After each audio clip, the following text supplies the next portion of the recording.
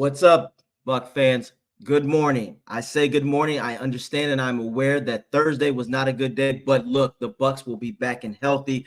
Thank you all again for checking out Bucks Report, the aftermath on 102.9, the Game Broad Street South Radio. One of your hosts, AJ Turnup, in the house. We got our other host and guest coming up real quick, but I just want to give you an announcement, Buck fans. You guys, it happened. We lost, but we will regroup. Don't fret. Don't be afraid.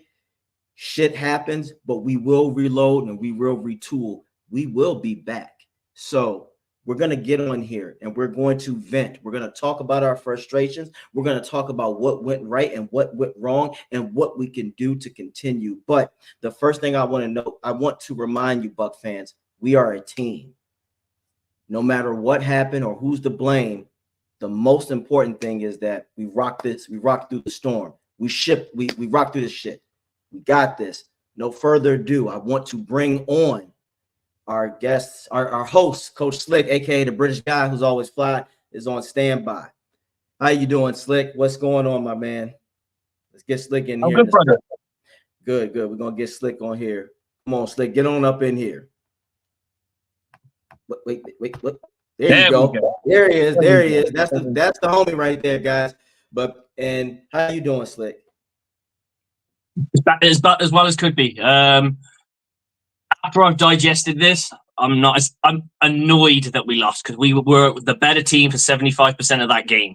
100% a better team than our offense was clicking. It was doing the job. And then our defense falls stagnant. And you did say it might come down to a shootout game and it'll be down to which defense can make the stop. And then Levante David gets the interception. Like, that's it. Done. Game is done. All we got to do is run out the clock. We're in field goal position as well, so we're just going to kick the field goal, and we're going to. If they do have time, they're going to have to force a field goal. What happens? We go backwards. We don't kick the field goal. We punt. They drive the ball down our throats and win.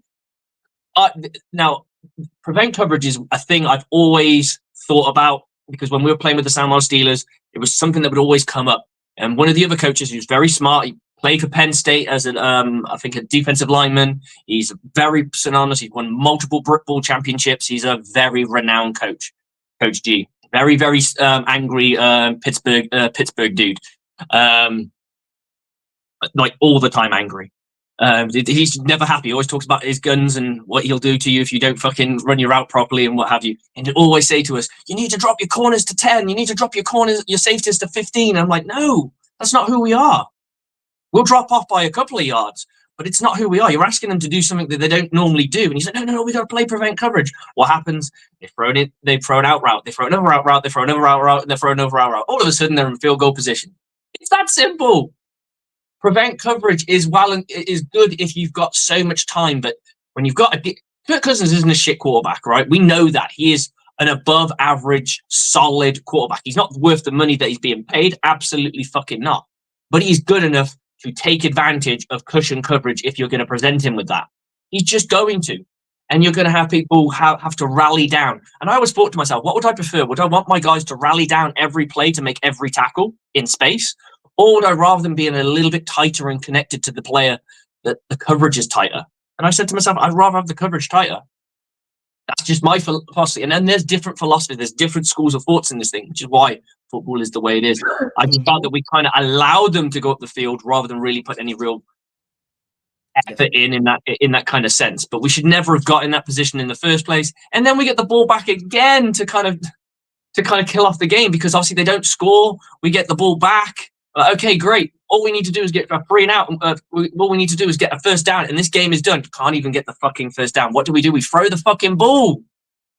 When we're trying to burn the clock and they're using their timeouts, they get the ball, drive it down the throat, job done. We're going to overtime. And you're like, they get the ball. Their star player comes out like, wow, okay, now we've got a real opportunity to clamp down on this because London Drake had a game.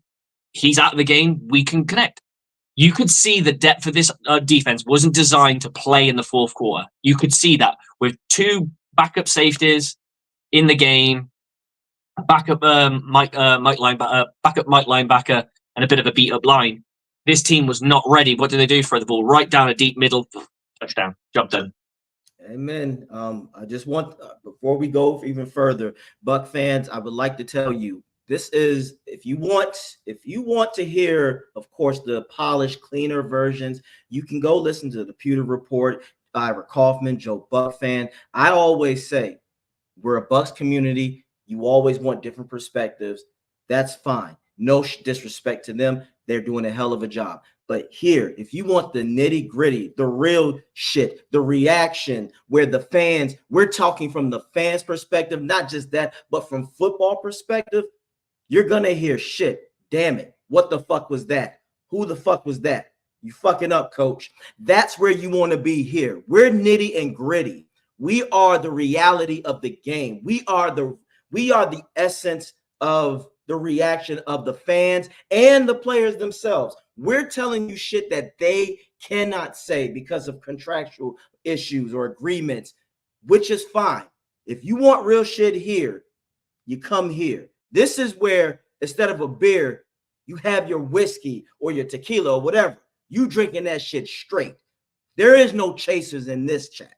We talk our shit. And it's no disrespect to the players or whoever, but if you're fucking up, we're calling you out. If you're doing good, I will give you a praise and worship dance. But right now, Slick said everything.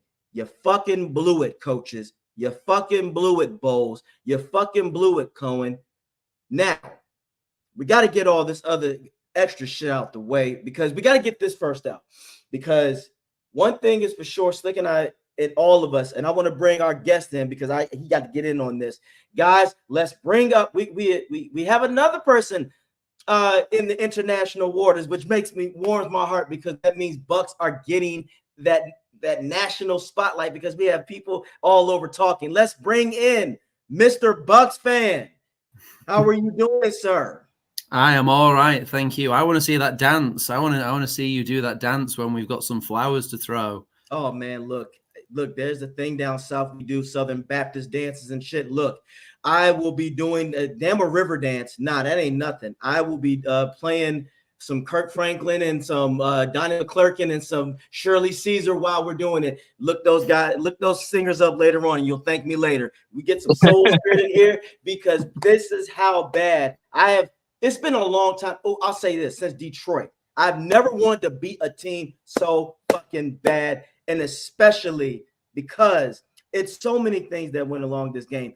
Now, Slick and I, we always can agree to this. We love football, and there's always opportunities, no matter how bad officiating is. However, when officiating changes the entire outcome of games or it influences it in the wrong way, you cannot deny that.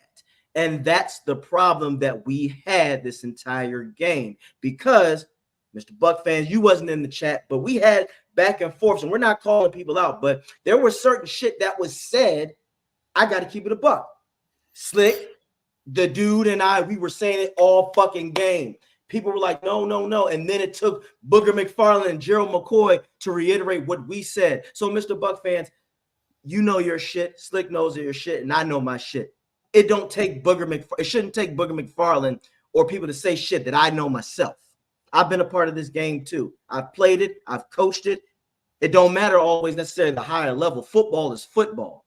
So, with further ado, Falcon fans, shut the entire fuck up because I got to remind you suckers of this bullshit right here. And mind you, I have to do it, fellas, because fuck Falcon fans. You are all idiots for the most part, most of you.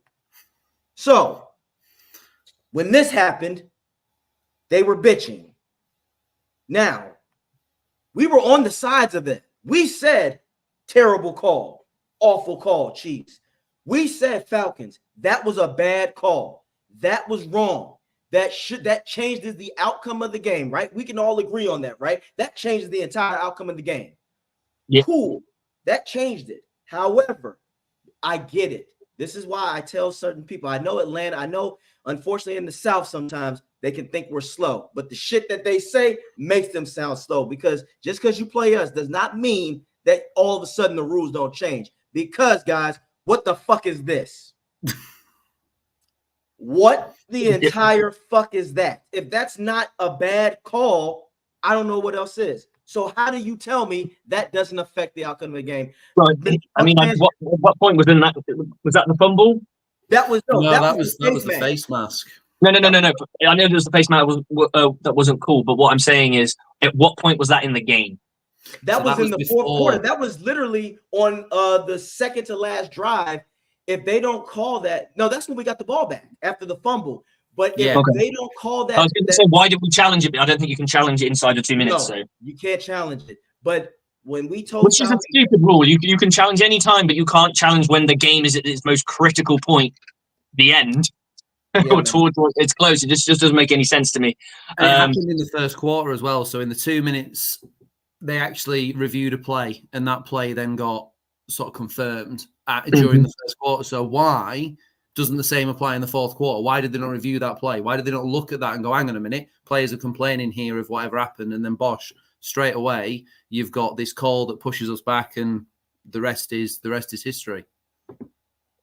That's all I'm saying. But Falcon fans, according to them, it was the right call. Shut the entire fuck up, Falcon fans. I just showed you evidence that you guys were bitching about something, and we were on your side. Again, in the Bucs community, we love football first. Then we love our team. We have common sense. If you can't tell me that doesn't change the outcome of the game, then you're just being stupid. The Bucs don't do that stuff. If they call it offset, it's 2nd and 13. The Bucs could live, and the Bucs would have been in field goal range. They could have got maybe 4 or 5 more yards, kick a field goal. More than likely, game is done. That is terrible officiating.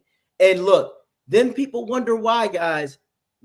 In America, guys, then people get upset when we say the fucking game is rigged, or there's conspiracies, or things of that nature, because they just happen to get that call their way. And that terrible ass call on Barton on holding, okay. But this is plain. He grabbed, and mind you, the Falcons were being dirty as shit the entire night. Here's another play, guys, that I said, wait a minute, what the fuck? You can clearly see Mayfield's foot. You can clearly see Mayfield's going out of bounds.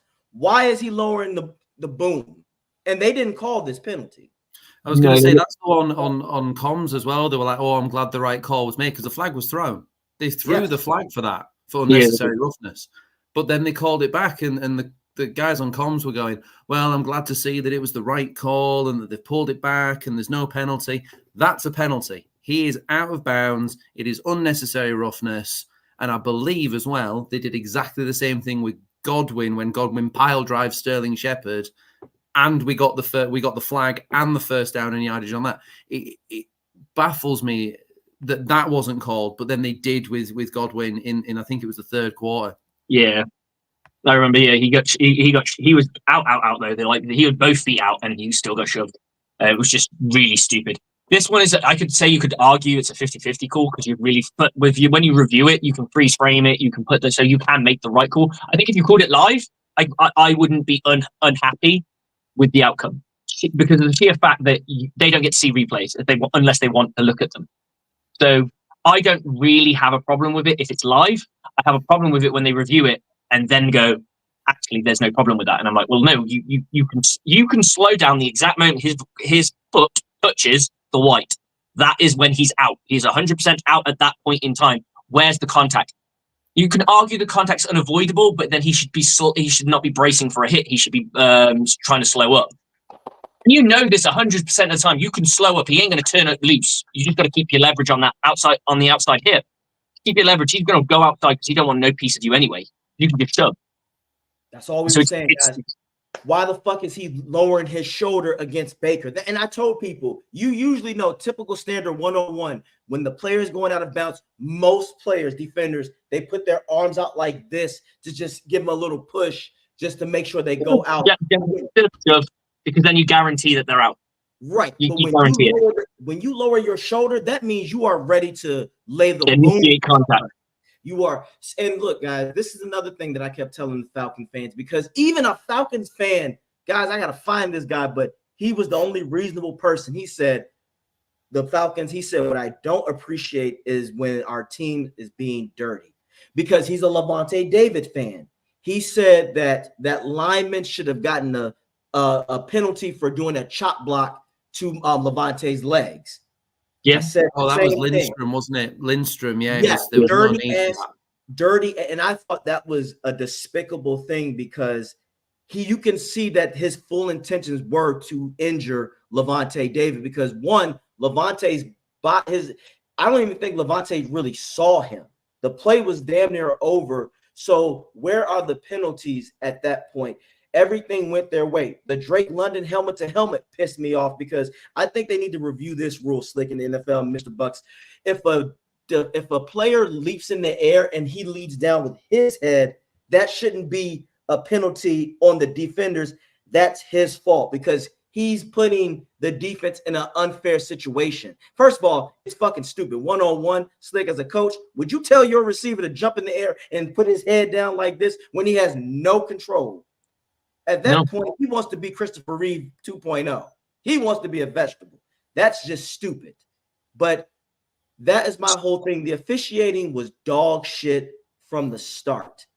And it just happens to go in the Falcons' favor. Somebody said, well, the Kirk Cousins. I said, Kirk Cousins sold that fucking hit, if we're being honest. He rolled himself. That is not a part of the game. But we're not here to blame the entire officiating, but we do have to get that out. You got to assign blame to certain people. We know as football fans, we didn't lose this game because of one individual thing. Yeah. We didn't lose this game because of Bucky Ovens' fumble, although we definitely won it if he didn't fumble. That's a fact.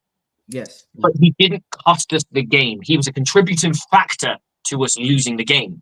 You know, not staying in field goal position to kick a field goal that would force them to have to go and score a touchdown to win the game. Was one of those reasons why we lost, but it wasn't the only reason. It's a contributing factor. So officiating is one of them, and then we'll talk about the rest as we go through. But yeah, I'm a big believer in you can't just pin one thing on one thing and say that's exactly the reason we lost. No, it's not. Like even if you missed the game-winning field goal, that's not the reason you lost. You lost because it took you to get to a game-winning field goal. You've never been in that situation. So it's just cop-out bullshit for me. When I hear people go, oh, well, if I kicked the field goal, we'd have been okay. Well, Young Ho kicked his fucking field goals. We'd be in a different story as well. He missed you at the start as well, and it would have been a very different game if he'd have made those coup. But he missed it. There was a penalty, and then he missed it the second time round when it was closer. So absolutely, that would have been a lot different by the end of I think it was the first quarter, wasn't it, that he missed those? Sure. And your play calling changes based on what's happening in the game. Absolutely. People seem to think that the exact same things will happen. No, it's like the fucking butterfly effect. You're now going on a different game. This game goes in a different course of action. Different plays get called, different decisions get made, different substitutions happen. All this contributes. You can't just turn around and, well, if we made all three of our field goals, we would have won this game. It's like, well, no, because you don't know that you would have got what you would have done in the situations later on. You may not have got a touchdown that you would have got because you were playing it a bit more safer because the score was a bit closer. There's so many contributing factors. Could have been like that Texans game where they just kept getting penalty after penalty after penalty after penalty. So it goes from field goal to punting because you are so far back. You just don't know. And yeah, we cannot blame Bucky Irving. We cannot blame the officials. We can't just blame one person. There are so many things, and we're going to get into them, that shaped this game so much. And for me, a lot of it was in the third and fourth quarter that shaped this game for us. Absolutely. Well, let's start on that. I'm going to go on the defensive side. Bowles, I want to ask Bowles, did you not watch the Eagles game that we just played on Sunday? When they played cushion, we made them pay. So why would you return the favor? The cushion coverage. Now, Mr. Buck fan, Slick knows this. I'm about to sign a petition to go to Tampa and make Bowles outlaw cushion coverage because it's a slow death, it's a slow process, and it leads to nothing. When Bowles plays safe, he ends up sorry. Yeah. You had no excuse to play cushion coverage. Mind you, that's all that they were doing. Their biggest plays came from having receivers running free. And they took advantage of this guy right here who was, I feel for him because he's good, but in reality, he's just too damn slow. KJ Britt was being picked on the entire night. Slick says some big things. You got to find your dummy. He was their dummy in the middle coverage. So Bowles should have done something that I love, Mr. Bucks. I play man. I'm jamming on the line of scrimmage. We're slap boxing receivers off the fucking line because it separates, it disrupts timing. If you look at it, everything, all Kirk had to do is back up 2 times, get it out quick. Back up 2 times, get it out Yeah, quick. everything went through the middle. Everything went through the middle. When there were big plays, when there were big chunk yardage for the Falcons, it was over the middle. There was that big gap between the line of scrimmage and the secondary. There was this huge gap, and all the time they went straight over Brit, straight over David or David's replacement when he went off, and it just went for yardage every single time. And you knew it was going to happen. You knew it was going to happen. You could watch the game and see that big space, chunk yardage. Drake London has one of his best games, and then he'll go quiet for 5 games because that's what Drake London does. He has a good game against us and then does nothing for about 6 games.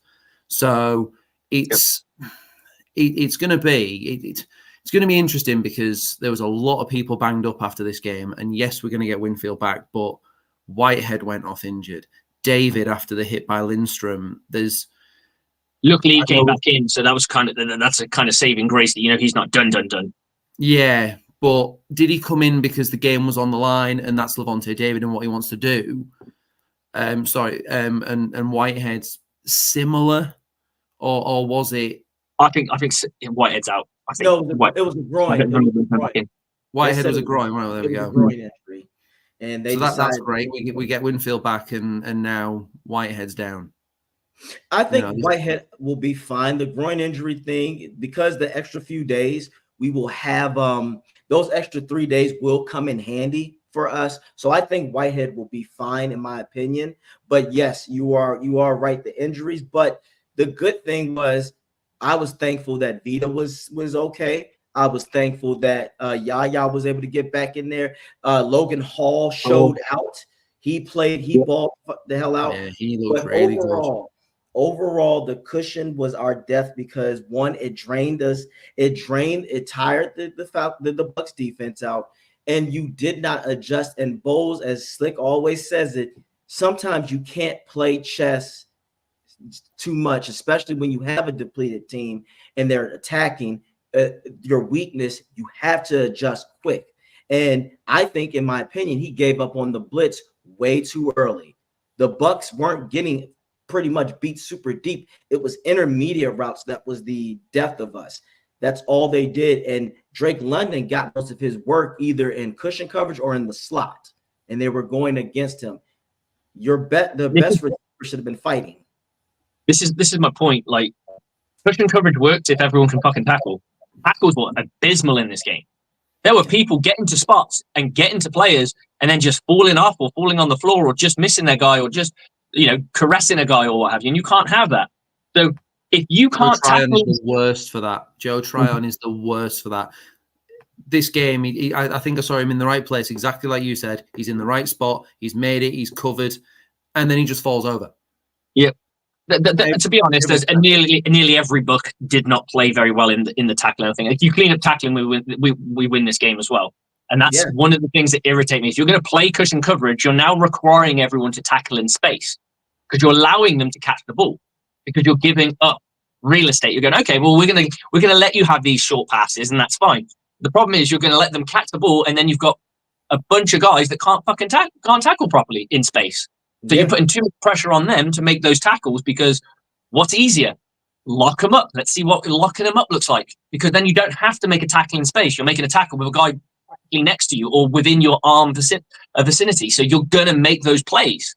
You're going to make those plays more often. And yeah, you might occasionally get broken. Your coverage might get popped and your coverage might get broken. You might get some whiffed coverage here and there. But for the most part, you're not having to play come down and tackle, rally and tackling football, which if you're struggling with that, that should be your adjustment. Okay, we can't tackle. We're struggling tackling space. Let's dial back the cushion coverage. Let's put our cushion around because sometimes it's like 10. Let's bring it down to a 7 and see what 7 looks like. Yeah, okay, 7's working.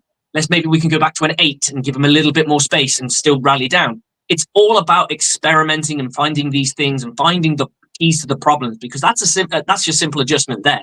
Your simple adjustment is just go to a tighter alignment, a tighter distance away from the wide receivers, and that way you're playing a tighter level of coverage. You're not having to read stagnant.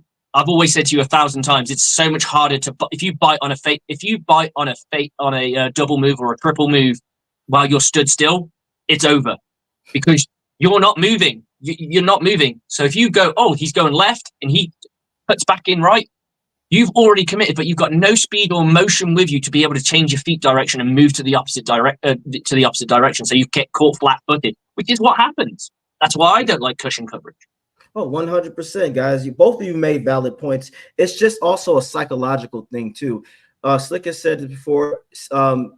Outside of quarterback, cornerback is the hardest position to play, and it's the most physical. And it's a physical, but more importantly, a mental frustration, because if you fuck up too much in that open field, now you're trying to be overzealous to make up for what you lost. And now that the problem is you still don't know what route that receiver's going. You don't know what they anticipate. You don't know what's going to happen. And eventually you're physically getting drawn down, because let's be real. It's not like our corners are 200 pounds and solid. No, these guys are $175 to $180 at most, going against 200-pound receivers, and eventually it will wear you down. And that was the problem right there. Now, from a coach's standpoint, Slick, and I've talked to people about this, and I hate when they give me these bullshit answers. They always say, well, when you bring up backups, they say, well, he doesn't have that kind of trust. Well, if that's the case, why not allow these backups to play basic, simple football defense? You keep it simple. You never make things complex.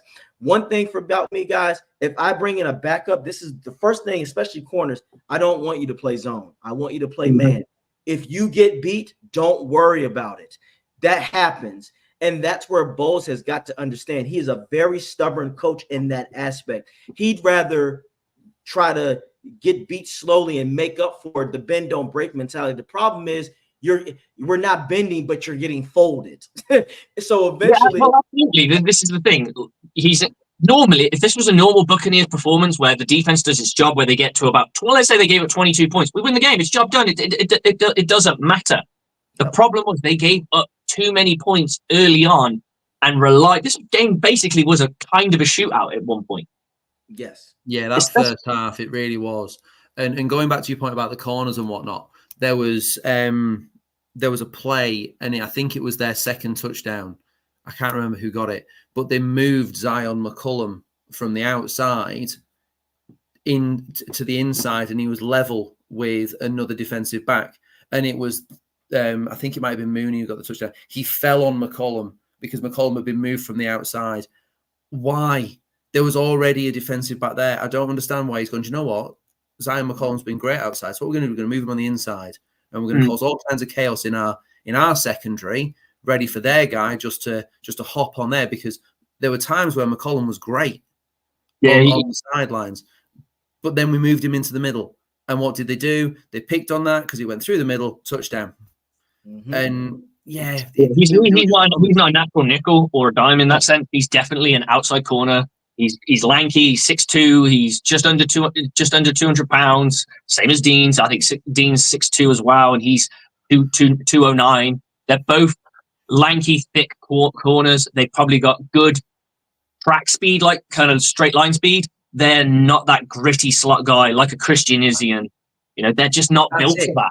It was Izzian who was next to him. Exactly that. There you go. It was Izzian who was there, and Izzian watches as he falls on McCollum, and it's Izzian who's watching, and you're like, just let Izzian have him.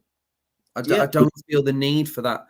I think that's probably a communication breakdown that someone's got to call, like a switch call or something like that, where one is basically saying, we're switching responsibilities. You're taking that guy. I'm taking this guy.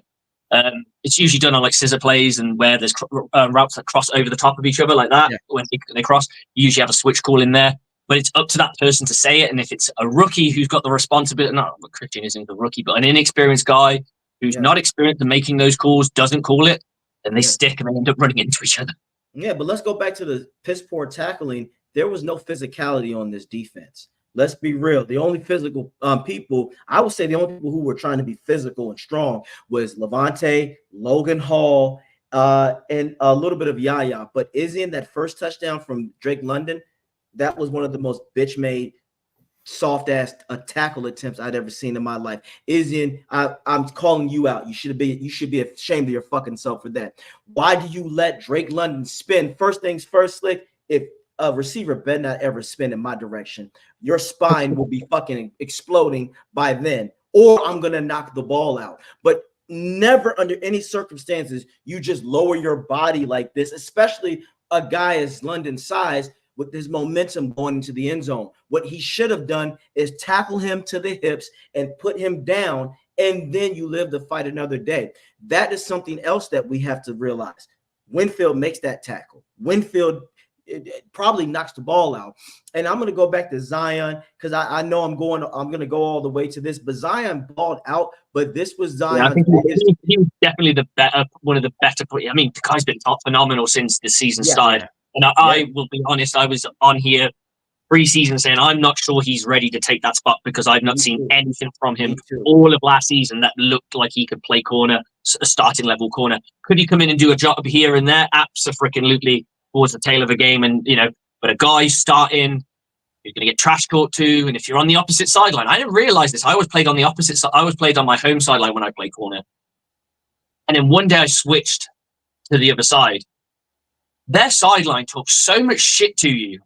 It's a tough ask, man. It's a tough ask because they're just telling you how shit you are all day. The wide receiver don't have to say nothing because the rest of the team and coaches are just telling you how bad you were on every single play. Even if you broke up the pass, they're telling you how bad you should have picked it. Why can't you pick it? You're so shit you can't even pick up a ball, and you're like, fuck, man. Yeah, but that's the thing. This is the only mistake that I will say this, and I want you guys, we can break this picture down. This is where I knew the game was lost, but it's also because in overtime games, you never get desperate. You always play smart. You can never. Now, that is a game of patience because you have to anticipate that they're going to throw out something that you don't expect, or if they play the conservative role, make them pay. This right here was inexcusable on McCollum. This is overtime. Way too high. Way too high. Way too high. Thank you, Slick. That's why I wanted to get your coaching expertise on this. Look how he looks like he's already. I think it's because he's still trying to play the pass, so he's not going for the tackle because he's trying. I think he's trying to get a piece of that pass. Because if you look at his body position and you look at Kirk Cousins' arms about 3/4 of the way down his body, so he's released that ball. That ball's in there, so I think he's trying to make a play on the ball. The thing is, when you do that, if you play a little bit lower, you wrap that outside arm, the inside arm around the waist as you come through over the top to swat the ball away. Which means if you do miss, you've still got the tackle in because all that's happening is you still got a hold of the hip, and you just hold onto that hip with dear life as you swim across with the body. See if you can get a piece of that ball and knock it away. If you don't knock it away, you just wrap your arm back round and secure the tackle. Easier said than done, and obviously it's tackle selection, knowing when to do what you're supposed to do. But that's something you want to drill. It's something. If I was his DB coach, to say, right, we're going to work. This is what we're going to work on all week. I'm going to have balls thrown at a guy, and all you're going to do is learn to come in and swipe down. So you're getting that shoulder into that rib set underneath the ribs. You're chopping with the other arm, wrapping it round to the hip.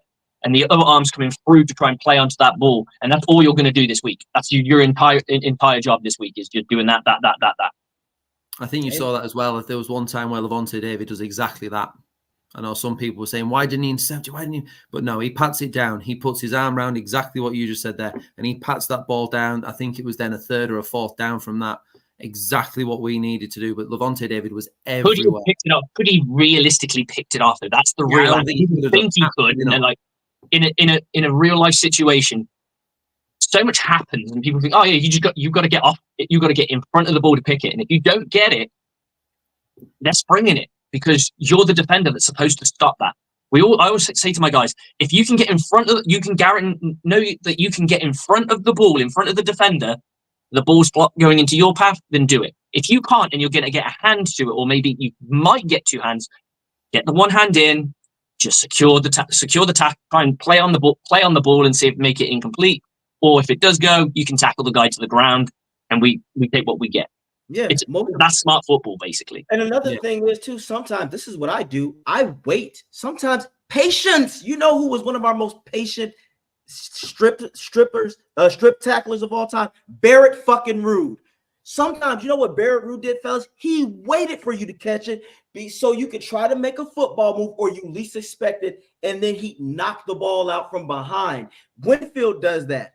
What I would have done if I was Zion in that situation, you're right, guys. Slick, you're on it. There was no way he was going to pick that ball off. No way. He had no chance. So wait until he catches it when he makes a football move, because Hodge did not expect him to coming from the left side. I would have let him catch it, turn his body, then you punch from behind. That's a fumble. More than likely, that would have been a fumble, or you just make the for sure tackle. But to throw your body like this and miss, you're right. That's a touchdown. And Izien, and people were like, well, Izien should have had the speed. Izien's not fast, guys. Izien is a nickel guy. You can't get mad at him for that. That was all on Zion McCollum. He blew that part, but I'm still. All you have to do is if you play the ball. If you play the ball becomes incomplete. If you don't play the ball, you still secure the tackle. You know, am I right in thinking that was like you said, you can still make a play. Sorry, am I right in thinking that was a third down as well? I think it might was. Yeah, it was a third. Exactly. Have you heard the one about Levante? Have you heard the one about the Levante David interception? Some Buccaneers fans were upset about. Don't get me started. Why didn't he make the ball go incomplete? And it would have been we would have had better field position. But you're telling a guy who can pick the ball up. Yeah, don't get me started on that. I'll let you come in here. That shit pissed me off. No. I told Buck fans, shut the fuck up on that. Levante is the man. I mean, there is no way with his position that he is going to go, do you know what I'm going to do here? I'm just going to pass it away. No, he's catching that ball. That's just dumb. He's catching that ball. Shut the fuck up, you know? Yeah, that's just dumb. And that's where we're going to blame the offense on that one. But we're going to get back to that because I think Dude is about to come in here and talk his shit. Go ahead, Dude. You didn't know? Your ass better call somebody.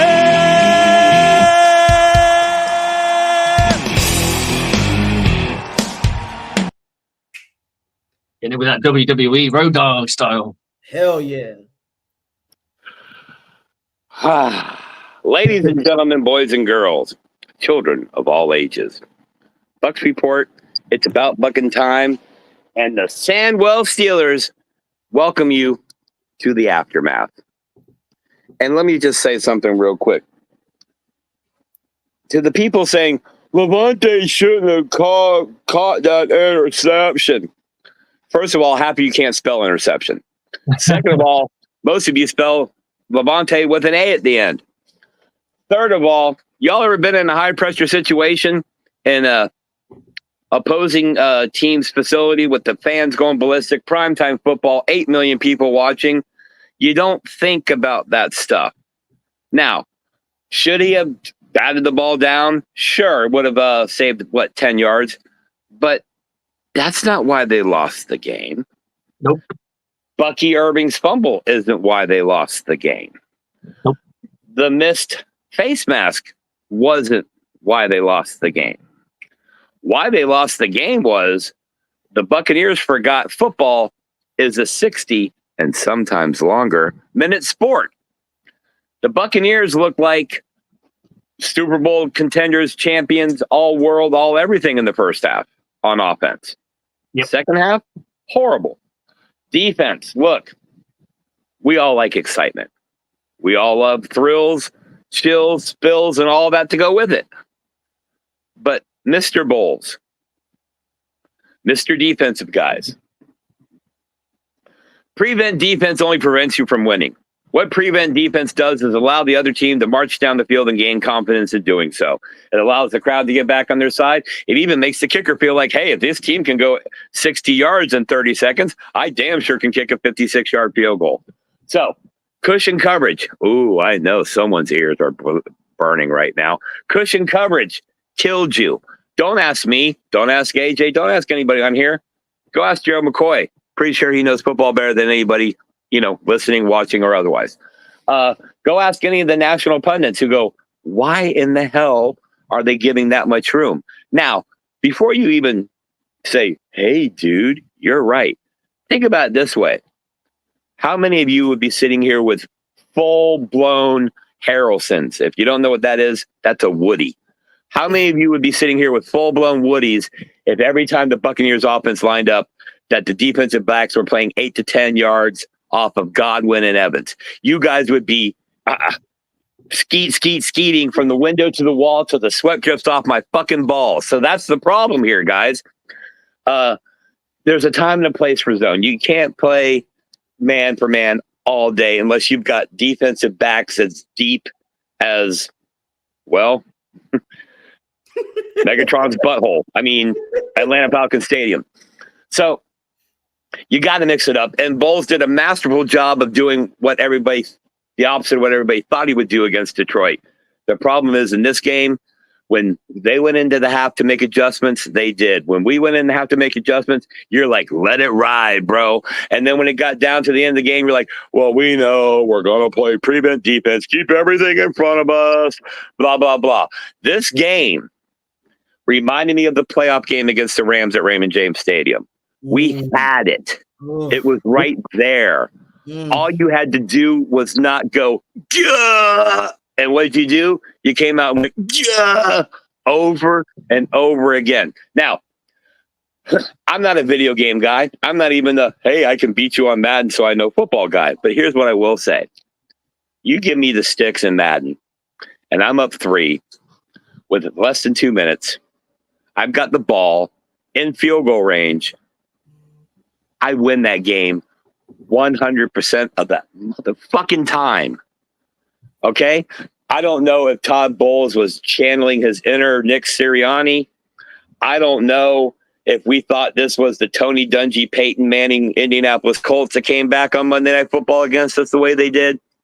I don't know if he thought the New England Patriots and the Atlanta Falcons were playing the Super Bowl again. We just got to give up a big lead.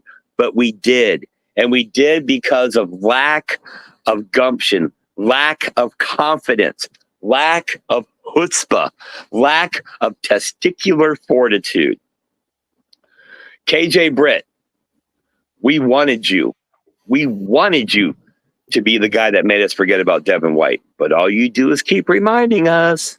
And that's why Todd Bowles, per ESPN's Jenna Lane, is considering making more substitutions or switch in and out with somebody like, I don't know, Russell.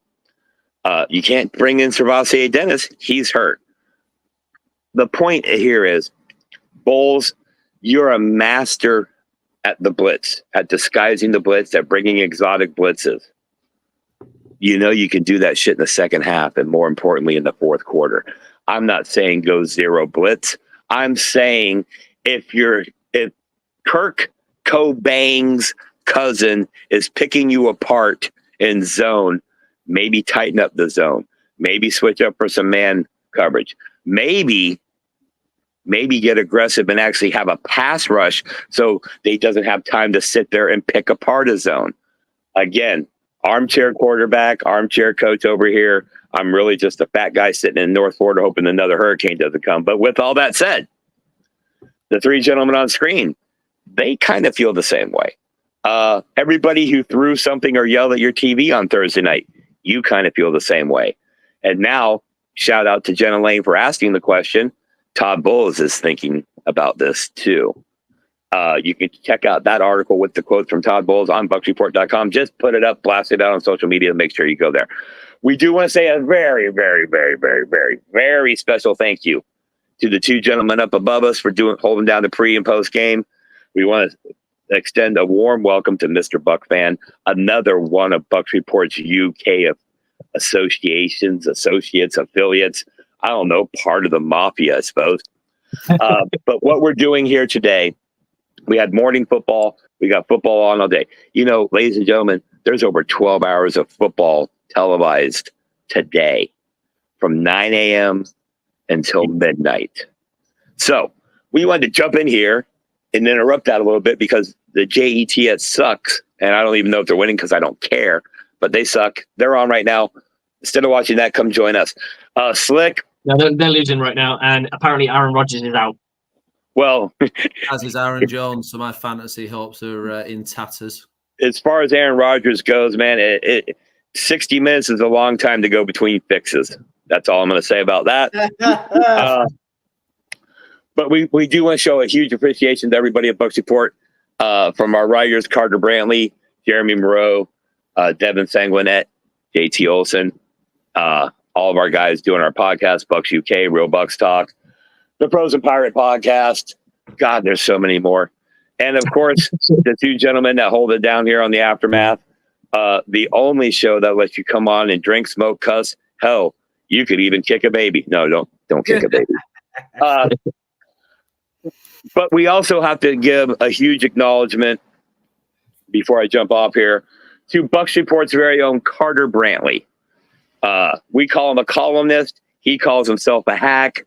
Either way, he was voted by the fans and by the readers as Creative Loping Magazine's best of the base sports writer and sports columnist. So huge shout out to Carter Brantley. If you don't know who I'm talking about, go to bucksreport.com, type in Carter at the top, and all of his articles will come up, or shoot us a message.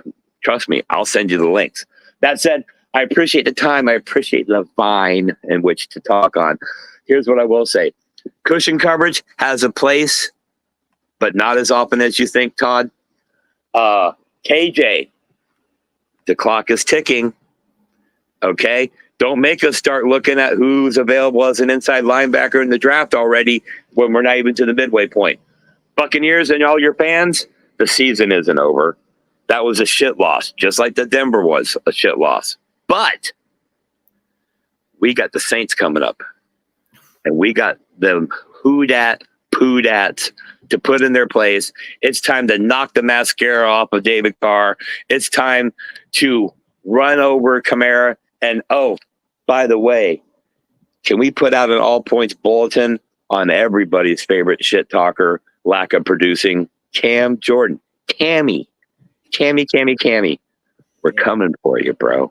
You mean Can't Jordan? Can't We're Jordan. We're coming for you, and we're going to put a nice big pewter and red bow on your career. It's time to retire. It's time to go sell Little Caesars pizza and do whatever else you do on the off season. And by the way, Buccaneers 37, Saints 16.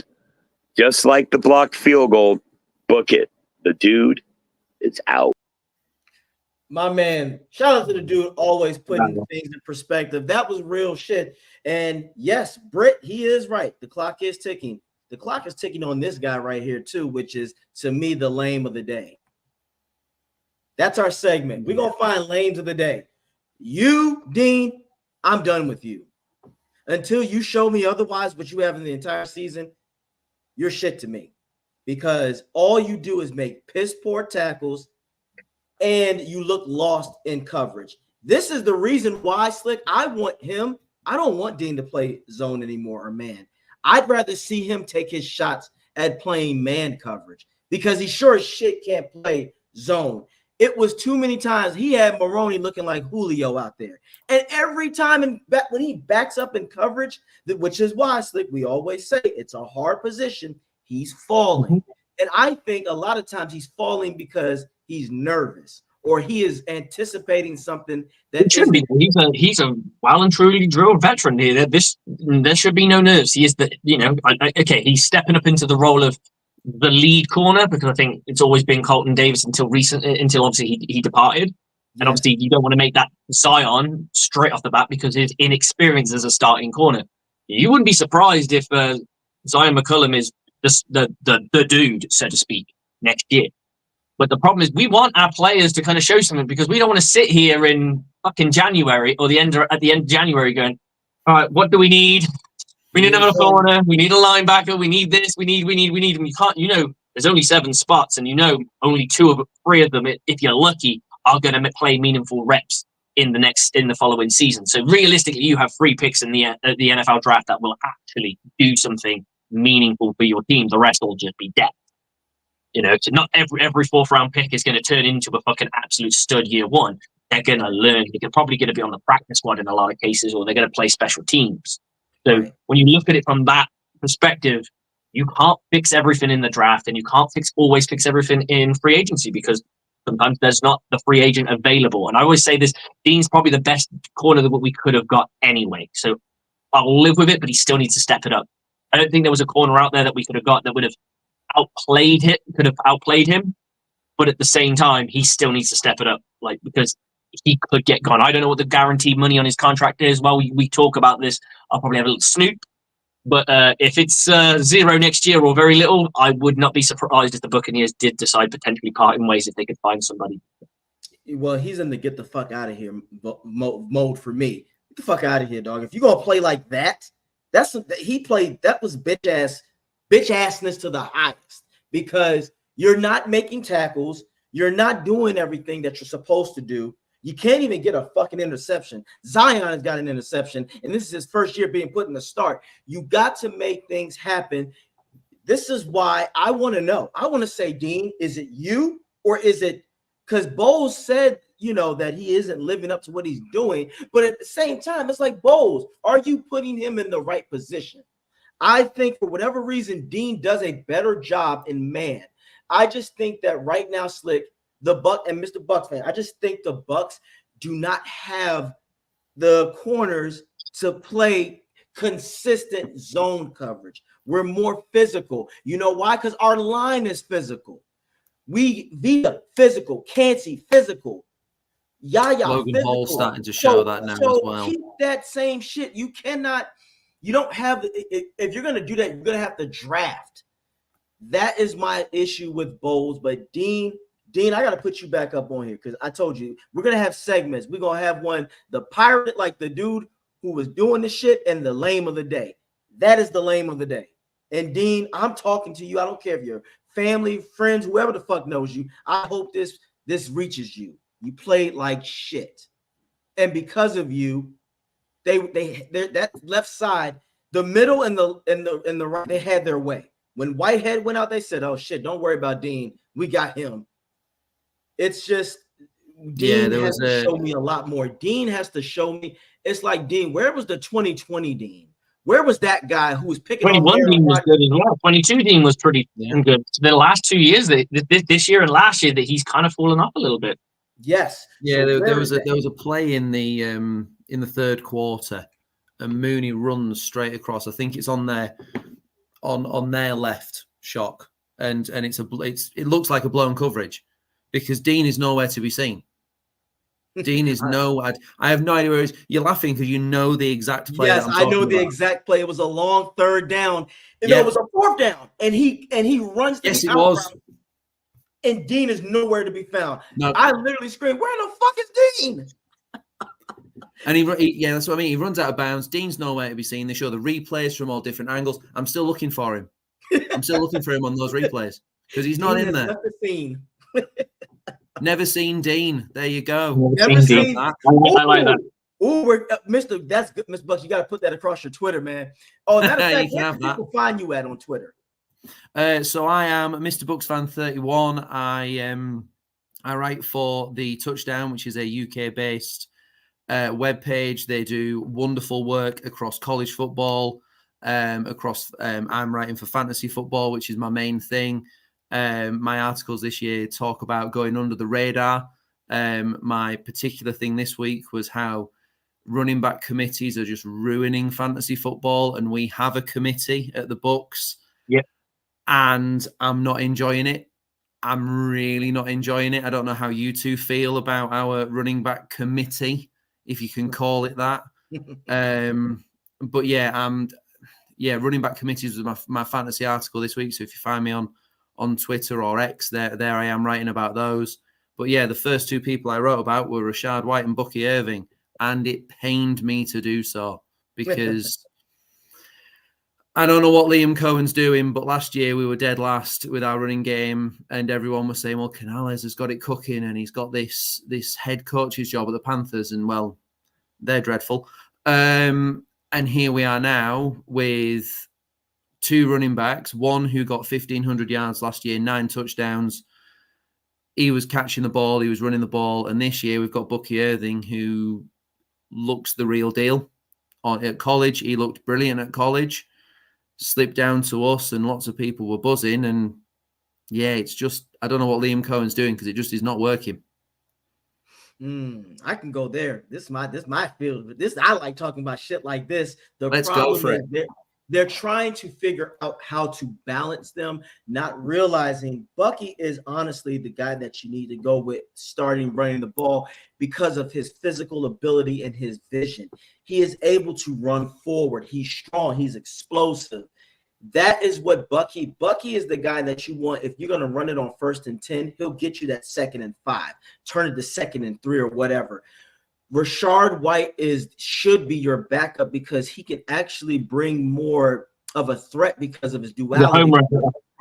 You don't know he can still run a little bit. His running is like decent, but his pass. But you want him in the 4th quarter where you don't need to just ground and pound, or even deep into the 3rd quarter where you want to go and get a hit home run. Because once he gets into space, that guy's off to the races. Bucky Irving doesn't really go off to the races, so it's kind of like you want to use Bucky. You want to use Bucky to kind of establish the run dominance, and then you sprinkle in from a passing perspective whenever you need him to be in the passing perspective in the passing game, and you sprinkle him in home run hits. Like, we got a 1st down, let's shock him, let's put the other fucking back in, and then they go. What we did in the I think it was the start of the 3rd quarter. We got space. Wirfs made the gap. There it was. Rashard White runs, and I think it was 72 yards he got in that game. 56 were on one run, and that was where we got to the end zone. The red zone on that big play. Yes. But and going back, Coach, you're absolutely spot on. He is so much better in the passing game. Yeah. You look at his numbers, and prior to the Falcons game, his average was 9.5 yards per catch. Mm-hmm. But then when he's running the ball, it was 2.8. Because he's not a. As of someone who played running back, Mr. Bucks fan, you have to be a nitty-gritty guy. Sometimes you can't rely on your line. You have to make the yards. And also, when he did make that big run, that was the weakest, soft-ass stiff arm I've ever seen in my fucking life. He literally just tapped him like he said, "Can I get a cut in on a dance?" type of stiff arm. You're supposed to be putting palm in that fucking guy's face and throwing him. Sometimes what you can do is use your momentum, hook your arm back like this a little bit, and extend that way to throw him. He's got to do that, but he can't do that. But I think Slick said it best. Use him in the 4th quarter to gas a defense because Bucky will bruise and beat them up. When you are beaten up, it's hard for defenders to run and move. Bucky Irving is a proper joystick. The dude said that he doesn't play Madden, but I tell you what, if you have Bucky Irving, the way that he moves, he is like just somebody playing Madden. He just makes defenders miss, and he moves forward, and then the next play he's out, and in comes Rashard White, and then in comes Bucky Irving. It's so frustrating to watch because Baker Mayfield has more rushing touchdowns than White and Irving combined. And And that's not a stat that we should be proud of because Baker Mayfield has 2 rushing touchdowns and Irving has 1. 100%. Do you know what I mean? That is not one that we're sat here going, wow, we've got a dual threat quarterback. We've got Lamar Jackson at quarterback. We don't want to dual threat. In the NFL level, dual threat quarterbacks do not last. The only reason I like a running back by committee, if it's managed well, is it will help you in the playoffs because if you have just one lead back, he's going to be fucked by the time you get to the playoffs.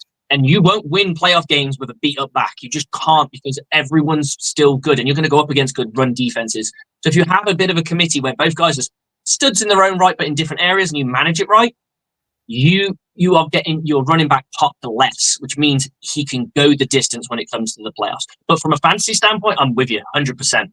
You don't want no running back by committee backs you want in your team because I've got Rashard White on mine. I'm like, oh, they put Bucky in again, but at the same time, I'm like, go Bucky, go.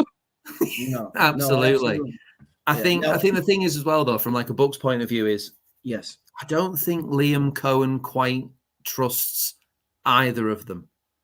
But one's a rookie, so I expect him not to trust him yet, and I think that's why he hasn't been given the starting role yet because I think they're like, you need to show us that you are the guy. And then all of a sudden, we spoke about this earlier in the season, AJ, when they went into after Detroit.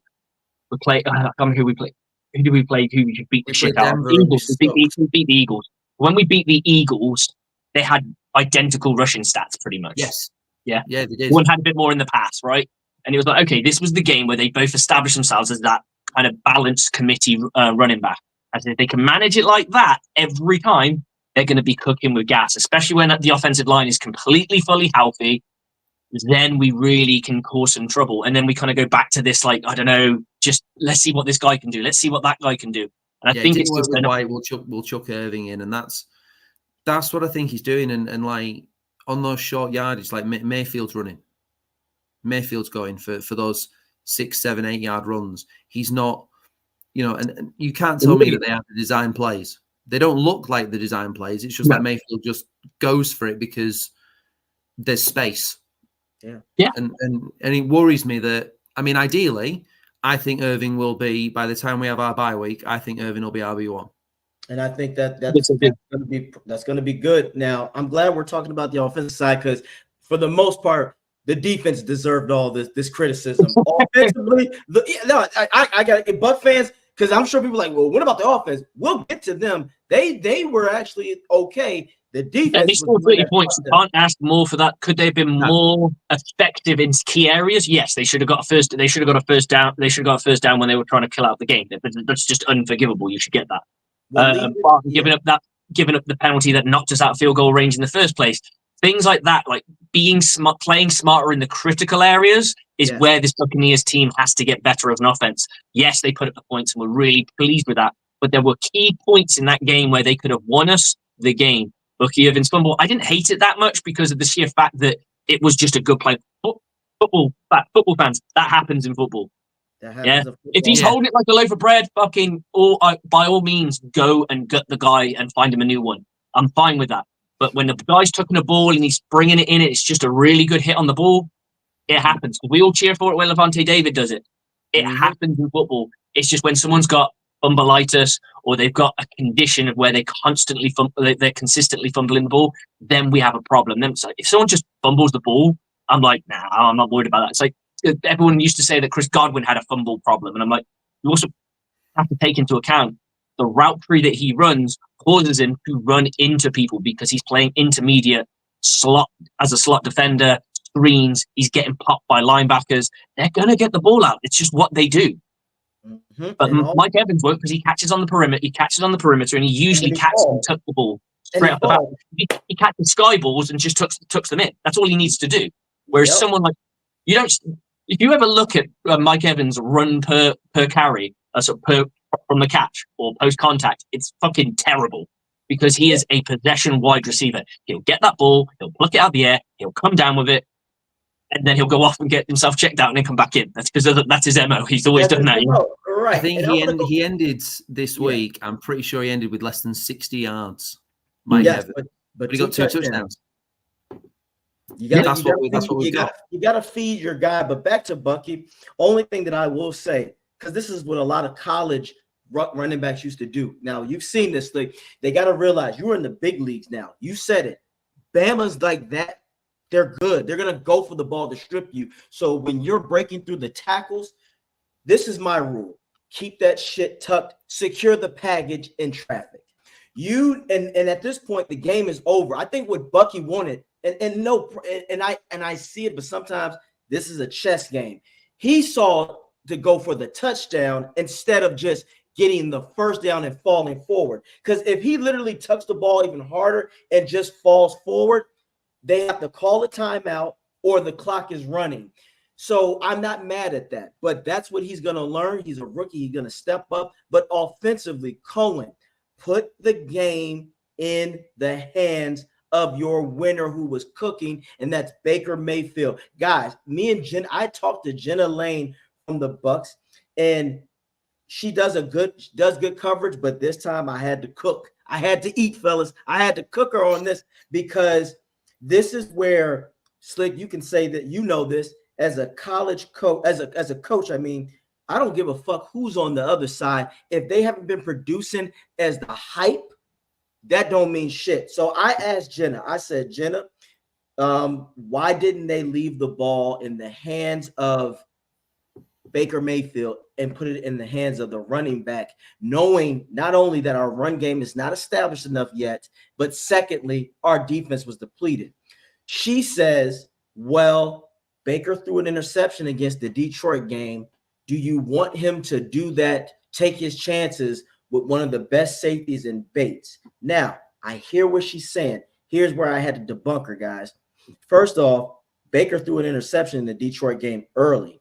After that, he did not. What she forgot to mention is that he marched down the field and ran the ball and scored. And mind you, we did that with a right tackle. Then let's go to the game with the Falcons. Bates didn't have any interceptions. The Bucs in the first half was dissecting the fuck out of the Atlanta defense. Mm-hmm. They had no answer. They had no answer. So at this point, Bates made his money stopping in the run or like that. I said this: if the Bucs keep the ball in Baker's hands, target Evans, Sterling, or Godwin, they win the game easily. They get a touchdown. They were anticipating us to run the ball. Sometimes what everyone does though in that situation, it's the most cliche thing you can do is run the football. That's why you stack the boxes when a team's trying to close out a game. You want to run the football because running the football burns the clock. But here's the thing that people don't realize. They've got timeouts, so it doesn't make a difference if you run the football or not. Because as soon as you run the football, let's say you run and you get 2-yard carry, they're calling a timeout the moment it goes down. So the moment that knee goes down, they've already told the ref, as soon as someone goes down, give me the timeout. It doesn't matter whether you pass it. So you're not taking that much time off the clock.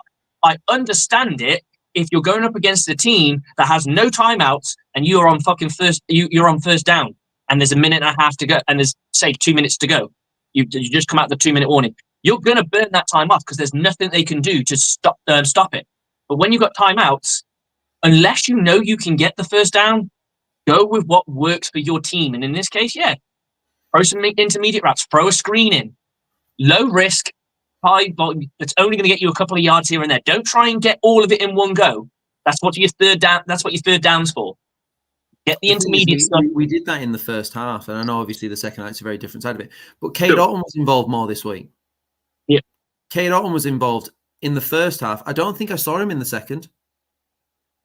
And it was so bizarre because he got his 40 yards. He kept getting those little intermediate gains, the 7s, the 8s, the 9-yard gains. And then we just stopped. I think that was the thing for me is we just sort of stopped doing what worked. You know, the Chris Godwin's got, I think he went for 70 yards in the game. So you've got 100 yards on the board there. And then it just seemed to go stale. It just seemed to go stale in the third and fourth quarter. And yes, Cohen. Here's the thing about Cohen and Bowles. I'm gonna need them to sit down and fucking watch Mike Tyson, Michael Jordan. Those two, you know why? Because they were killers. They were assassins. Cohen has got to understand this. You have to keep your foot on the fucking pedal. There is no reason. Hell, if anything, Baker could have had 300 to 400 yards passing this game. That's how good we were dissecting the Falcons defense. So why on earth?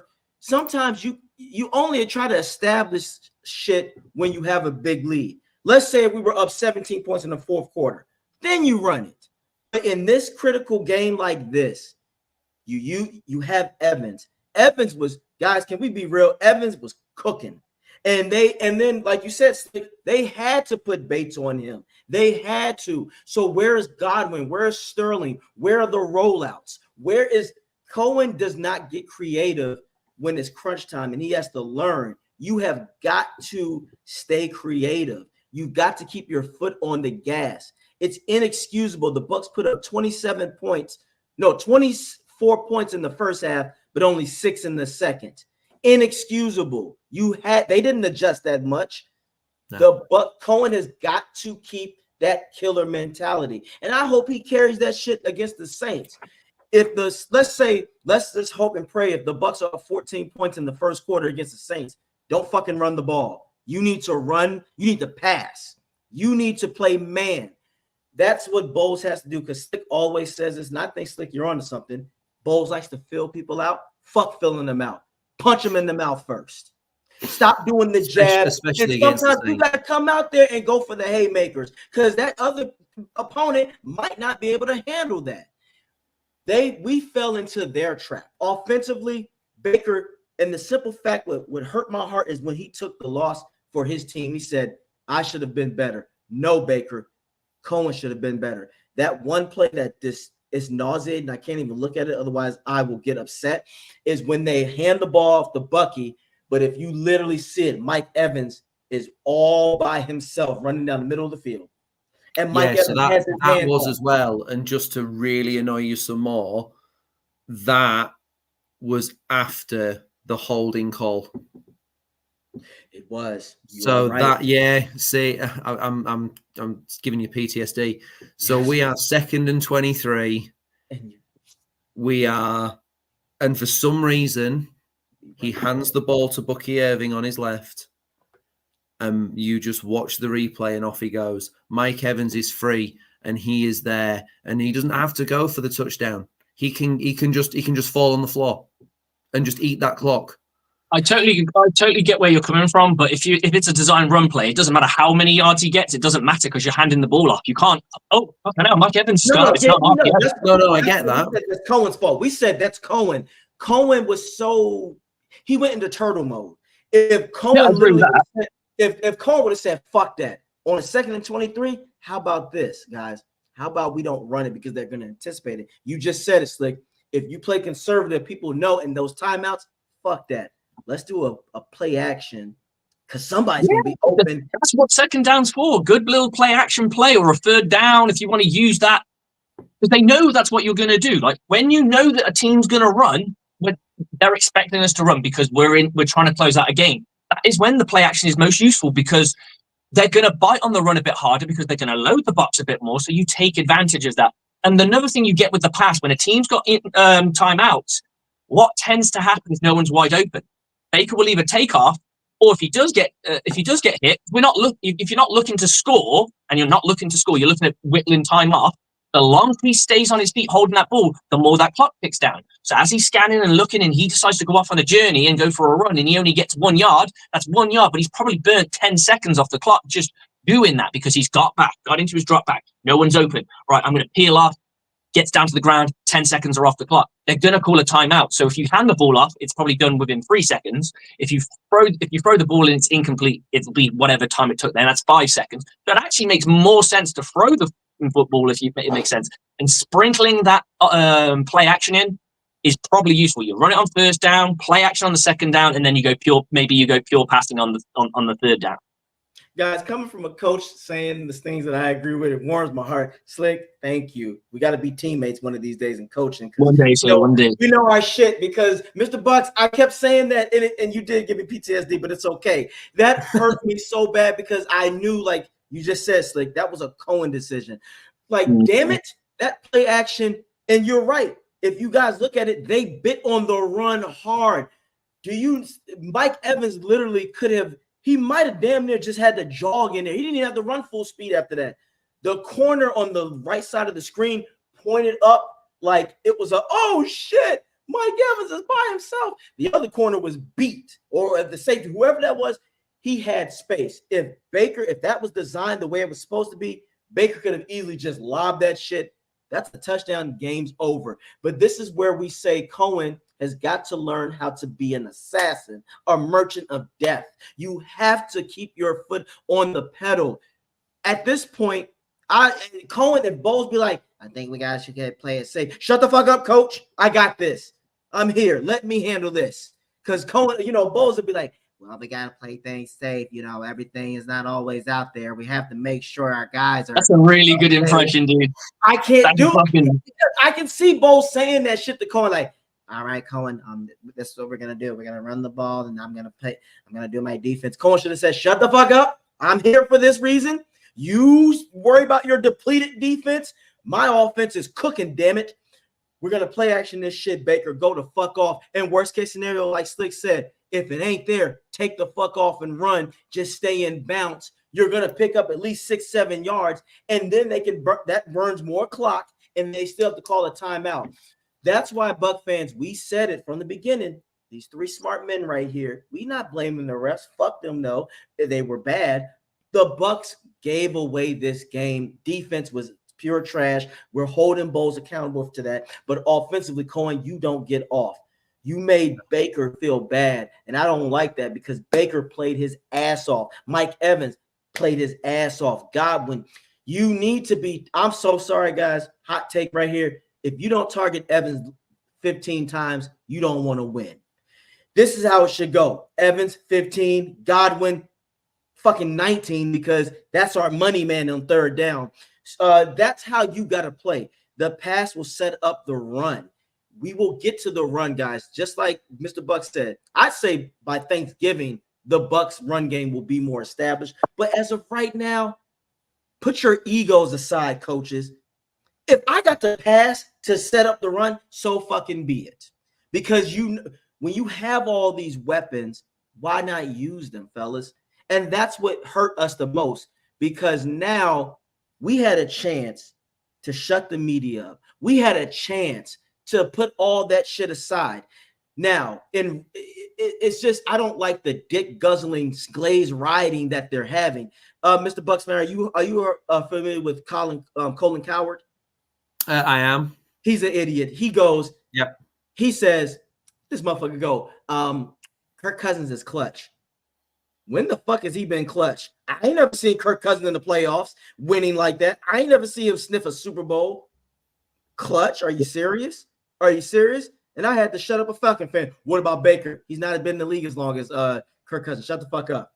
Kirk Cousins has been in the league. I've got to go because they've got family stuff to take care of. Go ahead. Go ahead, my man. I'll catch you guys in a bit, yeah? Look after yourself. See you in a bit, coach. Take care of yourself. Go Bucs. But yes, Mr. Bucs fan, I don't like when people say stupid shit, because then all of a sudden, now you're just becoming, you're talking like a groupie. We are here for football. You got to give me football logistics on why a player did this. Kirk Cousins, I guarantee you, we're going to be coming back to this. Kirk, we're gonna adjust. We got to get our health back. But once we do that, if Kancey and Winfield can just come back, this is a completely different team. Do you agree? Yeah, and I think going into the Saints game, there's going to be it's going to be a tough game, because it's the Saints, and Mike Evans is going to be targeted, as he always is, and I think this is an opportunity for exactly what you said: target Godwin more. Target Godwin more. We use that word. You use that word clutch there. Godwin is clutch on third down. We give him the ball more, and we go back to why this game wasn't good, and why I can see why people are saying that Kirk Cousins clutch, because he went down the field and they beat the Eagles, and he's gone down the field, and when we had our 30 points and they had their 27, they marched down the field and got those 3 points. Then they got the touchdown in overtime. Mm-hmm. So yeah, there's an element of clutch, if you want, in that, but it's going to be a totally different animal against the Saints, and the Saints defense is decent. Mm-hmm. I worry about our defense against those big plays for Rasheen Shaheed. That is not easy to say. Yeah, but I worry about that, because he could quite easily cook Jamal Dean 2-3 times. And then I worry about the response from Cohen. He will run it on first down, and then we'll be like, oh, we've got to do a big play, and then we don't get it. Right. And I think that if I'm the Bucs right now, you take this is the mini bye week. You sit back and go, what do we need to do? Do we need to focus more on our strengths? This will be a tough game. But if I'm the Bucs right now, this is a game where you want to put this team away. We don't like them. I hate them more than the Falcons. So you're right. It's still going to be a battle. But I think hopefully with the emergence of Kancey and Winfield, we get out there. But the biggest thing is, if we can get a big lead, you can't sit on it. No. This isn't the old days. 14 points, you can't sit on it like we used to back in the day. Keep going. So even if you're up by 14, you need to be thinking, I need to be up by 21. When you're up by 21. Yeah, and the thing is, with our division, the media has said that the NFC South is not the best division. And it's probably not in comparison. There are probably, a lot of teams that will get 10, 12, 13 wins this season. The Bucs, the Saints, the Falcons will not be one of those teams. This is going to be like it was last year. It'll be a 9-8 type division. And if it comes down to it, we need to beat the Saints. We should have beat the Falcons, and next week is going to be big for that reason, because we're currently 3-2. We're doing all right. The Saints are still trying to figure themselves out. I think we kind of know who we are. Yep. Like deep down, I think we know who we are. It's just not quite there yet. Yep. The Saints, I'm not so sure of. Oh, and I think we know who we're about. And if we can take that into the Saints game, I think we come out with a win. Yeah. But like you said, we need to push it. We can't just sit back. Yeah. We need to push it. You're right on. Oh man, this Bucs fan, that's real shit, because the Saints are not. They don't know who they are. We know that. So I'm not going to be surprised if they lose against the Chiefs. But you're right. We got to go in there and put teams like this away. The Falcons. The thing about the Falcons, we lost that game. They didn't win it. Now when we go into Tampa, you have to put them away early. And I want to show this. And viewer discretion advised. I understand this, but we need this, because not only for the fans, but for the Bucs players, because this is the type of shit I want them to ingrain. Even when they play the Saints, I want them to ingrain this into their spirits.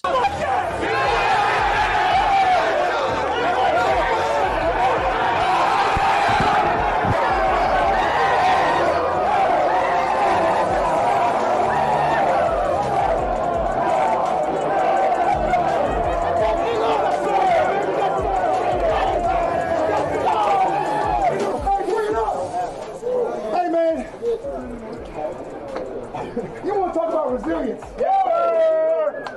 You want to talk about reloading? Hey, let's be comfortable being uncomfortable. That's who we are.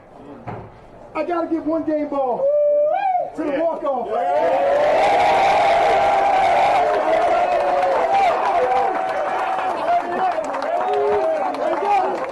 Hey guys, and new all-time passing record.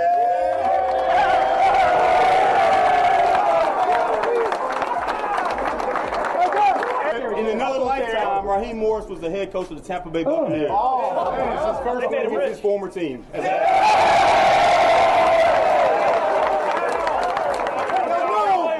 know I don't like Victory Mondays. Oh, man.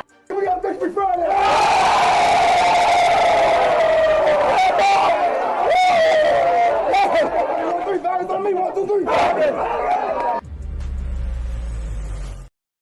Woo! Now, I want to say this, guys, because remember, Buck fans, as nauseating as that was, you should feel flattered. You should feel honored. Remember, the Bucs are supposed to be a sorry team. The Bucs are supposed to be in the bottom. We're not that good. They just beat us. Now, mind you, it was only week fucking 5. But look at how they were celebrating. They were throwing water like champagne. I want you to remember that. That shows you that the Bucs are actually the team to beat. Because why would they have that kind of energy for that? That's all I got to say about when it comes to that. Thank you for validating that the Bucs are the team to beat. Now, for the players, I want you to remember that shit. I want you to see how that feels. I want you to know that your actions, one mistake, coaches, one fuck up, one bad decision can lead to these guys jumping up and down like that. You have a chance to make things right, to right the ship October 27th. I want the Bucs players to look at this shit, even when they play the Saints, not to worry about the Falcons, but to go, I don't want to see these motherfuckers jumping up and down like that. First of all, make them pay for it. Oh, best believe, October 27th, Buck fans, you win. Buck players, you win. Don't worry. I got your back. Atlanta is going to hate me. And you know what? I ain't going to give 2 fucks about it. That energy that they had, I'm going to reciprocate it to the 25th power. That's all I got to say about that. That video. What do you think about that video, my man? I hate that video. I hate that video for the exact same reason you've just said there. It is week 5. It is beating a divisional team. I get that, but they've not won the Super Bowl. They've not been at the playoffs. Then they're not there yet. Exactly. They are acting like they have won a Super Bowl when actually they have just beat a Bucs team thanks to the reasons that we have discussed. The refs, a poor decision by the referees, a beat-up secondary. On the 27th, we will have Winfield back. We will have Cansey back. Now, I'm not being funny. Vaya, Cansey, and Logan Hall, who has stepped up in the last couple of weeks, that is going to be a scary three running at Kirk Cousins. And we got to Kirk Cousins 3 times, I think it was. Logan Hall twice, and Anthony Nelson got a sack as well.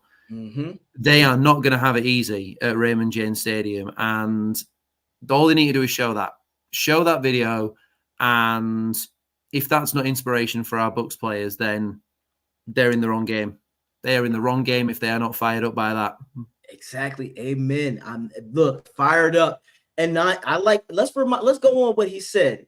Congratulations, Falcons. You played a depleted defense, and we still took you bitches to overtime. What do you think is going to happen when Winfield comes back, when Cansey comes back? What do you think is going to happen when those guys, when Gedeke is on the right side? Our offense was cooking you with a backup fucking right tackle. What do you think is going to happen when Gedeke comes in and Baker doesn't always have to worry about his right side? Oh, Falcons, I really hope you guys look. I'm going to tell you this right now.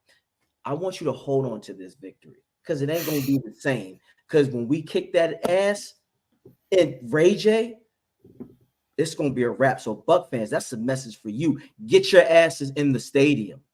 We got Coach Slick from the UK coming over here, so you have no excuse. Get your ass over here, and we want to turn Ray J up to the fullest extent, make Falcon fans uncomfortable. Hey, there's no violence, but it's like we want them to know you're not welcome here. You're welcome to watch your team get their ass beat.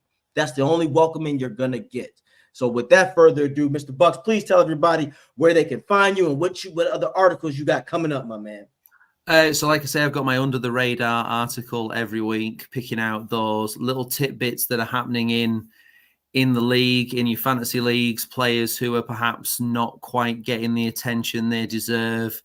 So that's going to be every week, and that is on the Touchdown, the UK-based website. It is on Twitter. It is the Touchdown. I retweet everything that I write, so that is all on there. I am Mr. Bucs Fan 31. You will be able to find me on there, shouting out all the people at the Touchdown for the wonderful faith they've put in me for that, and shout out to Bucs Report for giving me the chance to do this. It has been wonderful. I have loved every minute of it, and I hope to come back when we get a win.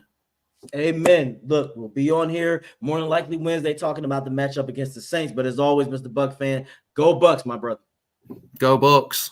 Go Bucks. Shout out to Mr. Bucks fans, guys. Please follow him. I appreciate you guys. And Christopher Cole, you too. Thank you, Christopher Cole. Thank you, Giovanni. I want to give shout outs to people who were on here chatting. JT Olsen, thanks a lot, buddy. JT Olsen, man, get on up here sometime and talk, man. When we talk about the Saints game, man, we need to get you up here. You know what I'm saying? We want that. But Buck fans, I want you to understand we will be back. That video I showed, I know that shit stung, but we're going to match their energy and then some. So I appreciate you guys just chopping it up with me. As always, thank you for watching Bucks Report, the aftermath on 102.9, the Game Broad Street South Radio. Also, don't forget, check this YouTube channel out, and it's about bucking time. That's just nice, ain't it?